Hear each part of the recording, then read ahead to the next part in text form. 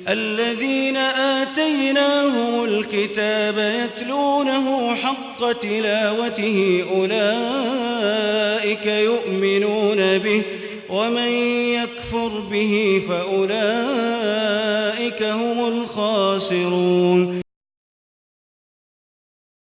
جن لوگوں کو ہم نے کتاب عنایت کی ہے وہ اس کو ایسا پڑھتے ہیں جیسا اس کے پڑھنے کا حق ہے، یہی لوگ اس پر ایمان رکھنے والے ہیں، اور جو اس کو نہیں مانتے وہ خسارہ پانے والے ہیں۔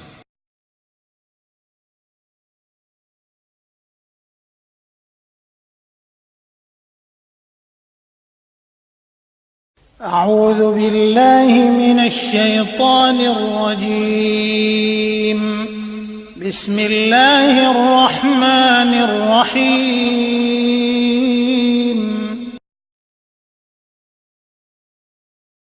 الطلاق مرتان فإمساك بمعروف أو تسريح بإحسان ولا يحل لكم أن تأخذوا مما آتيتموهن شيئا إلا أن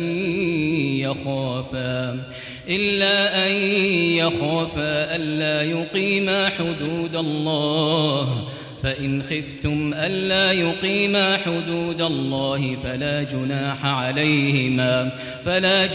عليهما فيما افتدت به، تلك حدود الله فلا تعتدوها، ومن يتعد حدود الله فأولئك هم الظالمون۔ فإن طلقها فلا تحل له من بعد حتى تنكح زوجا غيره، فإن طلقها فلا جناح عليهما أن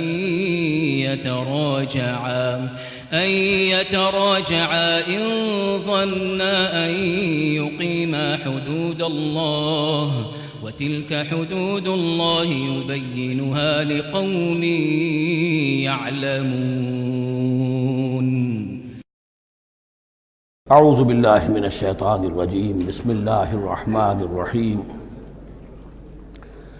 الطلاق مرتان فامساک بمعروف او تسریح باحسان، صدق اللہ العظیم۔ پچھلی نشست میں جو مضامین آئے تھے ان میں سے ایک کے بارے میں مجھے احساس ہوا کہ میں نے ایک بات شروع کی تھی لیکن نامکمل رہ گئی۔ آیت الاختلاف کے بارے میں نے عرض کیا تھا کہ وحدت ادیان کے فلسفے کا ایک جز صحیح ہے، ایک غلط ہے۔ صحیح جز کی وضاحت تو ہو گئی کہ یہ تمام جتنے بھی دنیا میں مذاہب ہیں اور دین ہیں یہ سب اسی دین حق سے نکلی ہوئی شاخیں ہیں۔ دین حق سے پگڈنڈیاں مڑی ہیں، صراط مستقیم سے پگڈنڈی مڑی ہے، کوئی بہت دور نکل گئی اور اس کا یوں سمجھیے کہ پہچانی ہوئی صورت بھی پہچانی نہیں جاتی، اتنی دور ہو گئی کہ اس کا اس دین حق کے ساتھ اب کوئی رشتہ نظر ہی نہیں آتا۔ کچھ اتنے دور نہیں ہوئے، قدر قریب رہے، لیکن سب کی بنیاد ایک ہے۔ ظاہر بات ہے کہ حضرت آدم کی نسل سے بات شروع ہوئی ہے، حضرت آدم کی اولاد ایک ہی امت تھی، یہ تفرقے جو بھی ہوئے بعد میں ہوئے ہیں۔ تو وحدت ادیان اس اعتبار سے صحیح ہے کہ دنیا میں تمام ادیان، تمام نظام، تمام مذاہب جو ہیں وہ در حقیقت ایک ہی دین حق کی بگڑی ہوئی شکلیں ہیں، بدلی ہوئی شکلیں ہیں، لیکن اسی سے نکلی ہوئی شاخیں ہیں جنہوں نے شکلیں اپنی بدل لی ہیں۔ غلط حصہ یہ کہ اب جو یہ سب کچھ موجود ہے ان کو ایک کہنا یہ جہالت ہے۔ اب ان کو ظاہر بات ہے کہ ان کی شکلیں اتنی ہو چکی ہیں مختلف ایک دوسرے سے، اور اتنی ان میں تحریفات ہو چکی ہیں، اتنا تغیر و تبدل ہو چکا ہے کہ اب ان کو ایک کہنا موجودہ شکل میں یہ در حقیقت فتنہ ہے اور جہالت ہے۔ دوسری بات جو آخری مضمون آیا تھا 28ویں رکوع میں، دیکھیے اس کی ایک تمہید ہے، وہ سمجھ لیجئے۔ انسانی تمدن کا اہم ترین اور بنیادی ترین مسئلہ کیا ہے؟ تمدن کا ایک ہے انسانی زندگی کا مسئلہ۔ انسانی زندگی کا سب سے بڑا پہلا مسئلہ وہی ہے کہ جو حیوانی زندگی کا بھی ہے، اپنی مادی ضروریات، پیٹ کھانے کو مانگتا ہے، سب سے پہلے یہی ہے، اس میں کوئی شک نہیں۔ لیکن اس کے بعد جب دو انسان ملتے ہیں اور اس سے تمدن شروع ہوتا ہے، اس کا سب سے بڑا مسئلہ ہے انسان کی شہوت۔ اللہ نے دو جنسیں بنا دی ہیں، مرد ہیں، عورت ہیں، اور ان دونوں کے درمیان تعلق سے نسل آگے چلتی ہے۔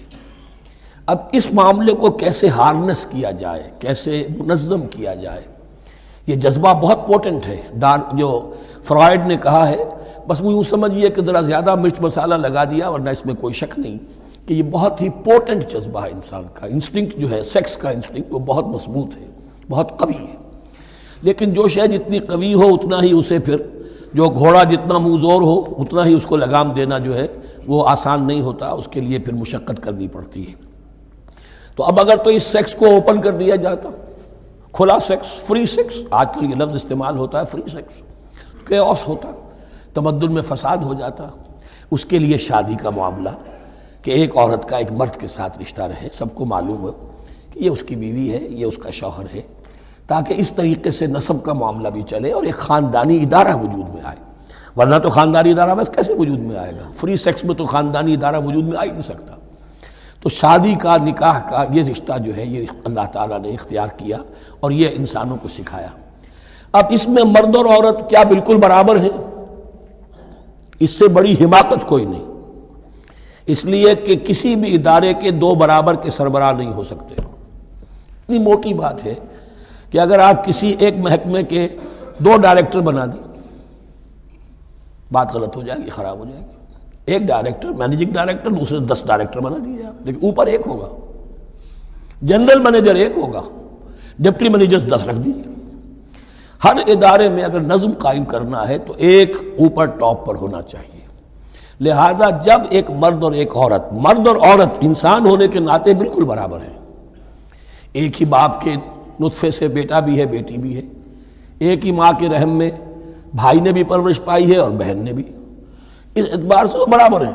شرف انسانیت میں، نوع انسانی کی حیثیت سے، human dignity and honour, they share both equally, absolutely equally. لیکن جب ایک مرد اور ایک عورت مل کر خاندان کے بنیاد رکھتے ہیں تو اب یہ برابر نہیں رہے. جیسے انسان سب برابر ہیں، لیکن چپڑاسی اور افسر برابر نہیں ہے. اس کے کچھ اور اختیارات ہیں، اس کے کچھ اور اختیارات ہیں، اس کے کچھ اور فرائض ہیں، اس کے کچھ اور فرائض ہیں. اس طریقے سے اس رشتے کے معاملے میں، اور یہ بھی نوٹ کر لیجئے کہ یہی وجہ اس قدر تفصیل کے ساتھ سب سے پہلے احکام قرآن میں دیے جا رہے ہیں اسی آئلی قوانین کے متعلق. لیکن تمدن کی جڑ بنیاد یہ ہے، یہاں سے خاندان بنتا ہے، اور خاندانوں کے اجتماع کا نام معاشرہ ہے. خاندان کا نظام، اب ہمارا پاکستانی جو معاشرہ ہے، اگر ہماری 14 کروڑ تعداد ہے اس وقت، 7 افراد ایک خاندان کے اگر آپ شمار کر لیں تو آپ سمجھیے اتنے خاندان ہماری دنیا میں اس وقت موجود ہیں. 2 کروڑ خاندان ہیں، ان خاندانوں پر مشتمل ہے. خاندان کا ادارہ مستحکم ہوگا، معاشرہ مستحکم ہو جائے گا. خاندان کے ادارے میں صلاح ہوگی، فلاح ہوگی، معاشرے میں صلاح و فلاح آئے گی. وہاں فتور ہوگا، فساد ہوگا، بے چینی ہوگی، ظلم ہوگا، ناانصافی ہوگی. وہاں کنفلکٹس ہوں گے، میاں اور بیوی میں جو ہے جھگڑے ہو رہے ہوں گے تو اولاد کی تو جو ہے پھر وہاں تربیت صحیح نہیں ہو سکتی، ان کی تربیت میں منفی چیزیں شامل ہو جائیں گی. تو یہ ساری چیزیں جس کی وجہ سے بڑی تفصیل سے قرآن مجید میں احکام دیے گئے ہیں آئلی قوانین. ان میں جہاں تک یہ معاملات ہے، طلاق کا معاملہ ہے، اس میں برابر نہیں ہے. شادی کرنے میں عورت کو بھی حق ہے، وہ شادی سے انکار کر دے، جبر نہیں کیا جا سکتا. ایک مرتبہ وہ نکاح میں آ گئی ہے تو اب شوہر کا پلڑا بھاری ہے. شوہر اسے طلاق دے سکتا ہے، اگر ظلم کے ساتھ دے گا اللہ کے ہاں جواب دہی کرے گا اور پکڑ ہو جائے گی، لیکن اختیار ہے. وہ خود طلاق نہیں دے سکتی، البتہ طلاق حاصل کر سکتی ہے خلا جسے ہم کہتے ہیں. وہ عدالت کے ذریعے سے، بڑوں کے ذریعے سے، رشتہ داروں کے ذریعے سے خلا کرے، لیکن طلاق دینے کا حق اس کو برابر نہیں ہے مرد کی طرح. اسی طرح اگر ایک طلاق دی تھی مرد نے اور اب یہ عدت پوری نہیں ہوئی ہے، وَبَعُولَتُهُنَّ أَحَقُّ بِرَدِّهِنَّ، اب وہ کہے تو نے طلاق دے دیا، میں تیرے گھر میں بسنے کو تیار نہیں ہوں، نہیں.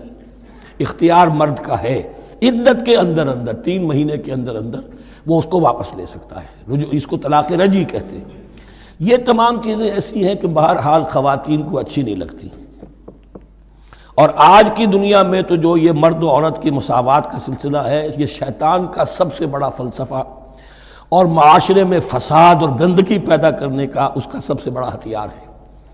اور اب جو کچھ رہی صحیح اقدار ہماری ایشیا کے ممالک جو ہیں، زیادہ تر مسلمان ممالک ہیں، ان میں خاندانی نظام کی جو بچی کھچی شکل رہ گئی ہے اس کو برباد کرنے کے لیے یہ قاہرہ کانفرنس اور بیجنگ کانفرنس، اس ایشیا کا گھیراؤ دونوں طرف سے، مشرق سے اور مغرب سے، کہ عورت کو آزاد کرو، عورت کو اٹھاؤ، ایمینسیپیشن کے نام پر، آزادی کے نام پر، اور مرد و عورت کی مساوات کے نام پر، تاکہ خاندانی نظام ٹوٹ کر رہ جائے جیسے کہ ان کے ہاں ٹوٹ چکا ہے. خاندانی نظام نہیں ہے۔ کلنٹن صاحب نے کہا تھا اپنے سال 9 کے میسج میں کہ عنقریب ہماری قوم امریکن نیشن بہت جلد اس کی اکثریت حرام زادوں پر مشتمل ہوگی، born out of wedlock, وہ کسی شادی کے نکاح کے نتیجے میں کوئی وجود میں نہیں آئے ہیں، زنا کے نتیجے میں وجود آئی بھی قوم ہوگی۔ ون پیرنٹ فیملی رہ گئی ہے، ماں ہی باپ ہے اور وہی ماں ہے، اور وہ دونوں وہ جانتے ہی نہیں۔ اب وہاں بڑی ایک مہم اٹھ رہی ہے کہ ہر انسان کا حق ہے کہ اسے معلوم ہو کہ میرا باپ کون ہے۔ وہاں تو بہت سے لوگ پتہ ہی باپ کون ہے میرا، کیا پتہ۔ یہ تباہی ہے جو اس معاشرے پر آ چکی ہے، اور ہمارے ہاں بھی لوگ اسی معاشرے کی نقالی پر چل رہے ہیں۔ اور یہ نظریہ مساوات مرد و زن جو ہے یہ بہت ہی یوں سمجھیے کہ تابناک اور بہت اچھے الفاظ کے ساتھ سامنے آ رہا ہے۔ البتہ اس کا دوسرا رخ بھی ہے۔ اسلام نے عورت کو جو حقوق دیے ہیں بدقسمتی سے ہم مسلمانوں نے وہ بھی ان کو نہیں دیے۔ اس کی وجہ یہ ہے کہ ہمارے اوپر ہمارا ہانٹ کر رہا ہے ہمارا ہندوانہ پس منظر۔ ہندوؤں کے معاشرے میں عورت کی کوئی حیثیت نہیں، نہ اس کی وراثت کا حق ہے، نہ وہ بیوہ ہو جائے تو جینے کا حق تھا اس کو، وہ تو پھر ستی ہو جانا چاہیے اس کو، اس کے لیے تو زندگی کا حق بھی نہیں ہے، وراثت تو بہت دور کی بات رہی، کوئی پراپرٹی کا کوئی سوال نہیں، کسی طرح کی کوئی حیثیت نہیں، کوئی لیگل اینٹیٹی نہیں۔ لیکن ہم مسلمان تو ہو گئے، ہمارے آباء و اجداد، تربیت ہوئی نہیں، لہذا ہمارے اوپر وہی تصورات ہیں۔ عورت کو جو ہے پاؤں کی جوتی کی طرح سمجھنا، یہ جو کچھ ہم کر رہے ہیں ان کے جائز حقوق بھی انہیں نہیں دیتے، اس کے نتیجے میں ہم جو مغرب کا ہم پر حملہ ہے اس کو مؤثر کرنے میں گویا ہم مدد دے رہے ہیں۔ اگر ہم اپنی خواتین کو وہ حقوق نہیں دیں گے، اگر ان کے لیے جو اللہ نے جو مقرر کیا ہے وہ انہیں نہیں دیا جائے گا، تو ظاہر بات ہے کہ رد عمل میں پھر جو یہ نعرے ہیں اور بڑے خوشنما جو دعوت اٹھتی ہے وہ لازماً انہیں کھینچ کر لے جائے گی۔ تو اس طرف بھی خیال رکھیے، اور ہمارے ہاں دیندار گھرانوں میں خاص طور پر یہ بات ہوتی ہے، اس کو سمجھنا چاہیے کہ عورتوں کے کیا حقوق ہیں، ان کی دلجوئی کتنی کرنی چاہیے۔ حضور نے کیا فرمایا ہے؟ تم میں سے بہترین لوگ وہ جو اپنے گھر والوں کے لیے اچھے ہوں، بہترین لوگ وہ ہیں ان کے حقوق کا لحاظ ہو، ان کے ساتھ سلوک ہو، ان کی دلجوئی ہو، ان کے احساسات کا بھی پاس کیا جائے۔ البتہ جہاں شریعت کا اور دین کا معاملہ آ جائے، نتھنگ ڈوئنگ، سیدھی سیدھی بات، یہ تلوار کی طرح آپ ننگے ہو جائیں اس وقت کہ یہ معاملہ دین کا ہے، اس میں میں تمہاری کوئی رعایت نہیں کر سکتا، ہاں میرے معاملات کے اندر جو بھی تم چاہو میں نرمی کروں گا، یہ ہو سکتا ہے۔ بس اس کو ذہن میں رکھیے، یہ کڑوی گولی ہے۔ وَلَهُنَّ مِثْلُ الَّذِي عَلَيْهِنَّ بِالْمَعْرُوفِ وَلِلرِّجَالِ عَلَيْهِنَّ دَرَجَةٌ۔ اب درمیان کے الفاظ کو تو جدید جو ہمارے ہیں دانشور وہ لے لیتے ہیں، اوپر کا نہیں دیکھتے کہ بَعُولَتُهُنَّ أَحَقُّ بِرَدِّهِنَّ، برابری کہاں رہی؟ شادی کرتے ہوئے برابری ہے، عورت کہہ سکتی میں شادی نہیں کرتی، شادی نہیں ہوگی، اس وقت برابری ہے، دونوں کی رضامندی سے شادی ہوگی، یہ برابری ہے۔ لیکن جب ایک مرتبہ بیوی بن گئی اب برابر نہیں ہے۔ اب یہ فلسفہ جا کر پوری طرح بیان ہوگا سورہ نساء میں، اور الرجال قوامون علی النساء، یہ بات پھر وہاں آئے گی۔ اس کی تمہید ہے یہ کہ یہ کڑوی گولی ذرا خواتین کے حلق سے اترنی شروع ہو جائے۔ وَبَعُولَتُهُنَّ أَحَقُّ بِرَدِّهِنَّ، اور اسی طریقے سے وَلِلرِّجَالِ عَلَيْهِنَّ دَرَجَةٌ۔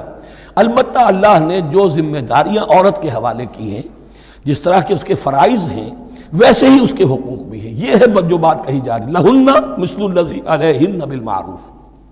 اور یہ دنیا کا وہ اصول ہے کہ responsibilities and privileges they go together۔ کہیں آپ کا اگر ذمہ داری زیادہ تو حقوق اور اختیارات بھی زیادہ ہوں گے، ذمہ داری بہت ڈال دی، حقوق و اختیارات اتنے ہیں نہیں، آپ ذمہ داری ادا نہیں کر سکتے۔ جہاں ذمہ داری کم ہوگی وہاں حقوق و اختیارات بھی کم ہوں گے، یہ دونوں چیزیں پروپورشنیٹ چلتی ہیں۔ اب چلیے آگے، مجھے اندیشہ ہے کہ میں نے خاصا وقت اس میں لگا دیا۔ الطلاق مرتان، طلاق 2 مرتبہ ہے، یعنی ایک شوہر کو 2 مرتبہ طلاق دے کر اور رجوع کر لینے کا حق ہے۔ ایک دفعہ طلاق دی اور عدت کے اندر رجوع کر لیا، ٹھیک ہے، پھر طلاق دی اور عدت کے اندر رجوع کر لیا، ٹھیک ہے، تیسری مرتبہ طلاق دی، اب رجوع نہیں کر سکتا۔ الطلاق مرتان، 2 مرتبہ ہو سکتا ہے۔ فَإِمْسَاكٌ بِمَعْرُوفٍ أَوْ تَسْرِيحٌ بِإِحْسَانٍ، اب اس کے بعد فیصلہ کرو، یا تو روکو اس کو اپنے گھر میں تو وہ بھی نیکی کے ساتھ، بھلائی کے ساتھ، تنگ کرنے کے لیے نہیں، پریشان کرنے کے لیے نہیں، اور تسریح بِإِحْسَان، یا رخصت کر دینا ہے ایک اچھے بھلے طریقے سے، بھلے مانسوں کی طرح، خوبصورتی کے ساتھ روکو تو بھلائی کے لیے، اور اگر رخصت کرنا ہے تو خوبصورت انداز میں۔ وَلَا يَحِلُّ لَكُمْ أَن تَأْخُذُوا مِمَّا آتَيْتُمُوهُنَّ شَيْئًا، اور تمہارے لیے ہرگز جائز نہیں ہے کہ جو کچھ تم نے انہیں دیا تھا اس میں سے کچھ بھی واپس لو۔ جو بھی تم نے انہیں مہر دیا تھا اس میں سے کچھ واپس نہیں لے سکتی جب تم طلاق دے رہے ہو۔ ہاں اگر عورت طلاق مانگے تو اسے اپنے مہر میں سے کچھ چھوڑنا پڑے گا، یہ دوسری بات ہے، لیکن جب بر طلاق دے رہا ہے تو پھر وہ نہیں روک اس کو اس میں سے جو بھی کچھ دیا ہو، یہاں تک کہ آیا ہے کہ اگرچہ تم نے ان کو احداہن قنطارا سونے کے ڈھیر دیے ہوں ان میں سے بھی کچھ نہیں لے سکتے واپس۔ وَلَا يَحِلُّ لَكُمْ أَن تَأْخُذُوا مِمَّا آتَيْتُمُوهُنَّ شَيْئًا إِلَّا أَن يَخَافَا لَا يُقِيمَا حُدُودَ اللَّهِ، البتہ اگر وہ دونوں یہ سمجھیں کہ ہم حدود اللہ کو قائم نہیں رکھ سکیں گے، مراد کیا ہے کہ فیملی لائف کے ضمن میں جو اللہ نے احکام دیے ہیں، جو آداب ہیں، جو ان کے مقاصد ہیں، وہ ہمارے مابین اتنی موافقت مزاجی نہیں ہے کہ ہم ساتھ چل سکیں۔ ایک عورت اگر یہ محسوس کرتی ہے فَإِنْ خِفْتُمْ أَلَّا يُقِيمَا حُدُودَ اللَّهِ فَلَا جُنَاحَ عَلَيْهِمَا فِي مَا افْتَدَتْ بِهِ، پھر اگر اس کا یہ خیال ہے کہ یہ نہیں رکھ سکیں گے تو پھر کوئی حرج نہیں ہے ان دونوں پر کہ جو کچھ دے دلا کر عورت فدیے میں اپنے آپ کو چھڑا لے، یعنی کہہ کہ ٹھیک ہے تم نے مجھے 10 لاکھ مہر دیا تھا، میں 5 لاکھ تمہیں واپس کرتی ہوں، یا تم نے 10 لاکھ کا میرا مہر رکھا تھا، میں خلا مانگ رہی ہوں، میں صرف 5 لاکھ کا تم سے تقاضا کرتی ہوں، اسے اپنے مہر میں سے کچھ چھوڑنا ہوگا، یہ فدیہ ہے۔ تلک حدود اللہ فلا تعتدوها، یہ اللہ کے حدود ہیں، ان سے تجاوز مت کرو۔ دیکھیے روزے وغیرہ کے ضمن میں فلا تقربوها اور یہاں فلا تعتدوها، اس لیے کہ یہاں بڑے دھڑلے سے آدمی جو ہے وہ ان حدود کو پامال کر جاتے ہیں، قانون یہی رہ جاتا ہے، روح اس کی ختم ہو جاتی ہے۔ وَمَن يَتَعَدَّ حُدُودَ اللَّهِ فَأُولَٰئِكَ هُمُ الظَّالِمُونَ، اور جو اللہ کے حدود سے تجاوز کرتے ہیں وہی ظالم لوگ ہیں۔ فَإِن طَلَّقَهَا، اب اگر تیسری مرتبہ طلاق دے دی، الطلاق مرتان تو ہو چکا نا، اس کے بارے میں سارے احکام آ گئے، لیکن اب اگر دے دی مراد ہے تیسری مرتبہ، فَإِن طَلَّقَهَا فَلَا تَحِلُّ لَهُ مِن بَعْدِ حَتَّىٰ تَنكِحَ زَوْجًا غَيْرَهُ، تو اب وہ اس کے لیے جائز نہیں ہوگی جب تک کہ وہ عورت کسی اور شوہر سے شادی نہ کرے، اس کو حلالہ کہتے ہیں۔ لیکن یہ حلالہ کروانا یا کرنا اور کسی کے ساتھ یہ معاہدہ کرنا تم شادی کر لو پھر طلاق دے دینا، اس پر لعنت فرمائی ہے، حضور نے لعنت فرمائی ہے۔ اور ہمارے ہاں علم میں آتی ہے، یہ بات سننے میں آتی ہے کہ بہت سے علماء نے اس کو دھندا بنا رکھا ہے، حلالہ مولوی مشہور ہیں مختلف شہروں کے اندر۔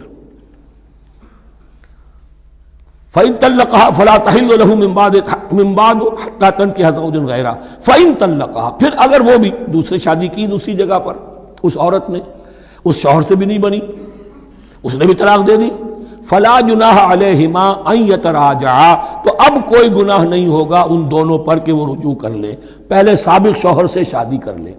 یعنی عورت کو شاید عقل آ گئی ہو، کوئی اسی کی زیادتی تھی کہ پہلے شوہر کے ہاں بس نہیں سکی، اب دوسری مرتبہ کا تجربہ ہو گیا تو اس کے کان ہو گیا کہ کوئی غلطی میری ہی ہے، اب شاید دوبارہ وہ اپنے شوہر کی طرف، سابقہ شوہر کی طرف رجوع کرنا چاہے تو اس کی اجازت ہے۔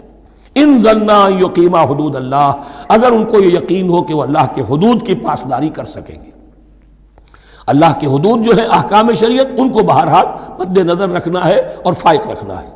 وَتِلْكَ حُدُودُ اللَّهِ يُبَيِّنُهَا لِقَوْمٍ يَعْلَمُونَ، اور یہ وہ حدود ہیں اللہ کے جن کو وہ واضح کر رہا ہے، کھول کھول کر بیان کر رہا ہے ان لوگوں کے لیے کہ جو علم حاصل کرنا چاہیں۔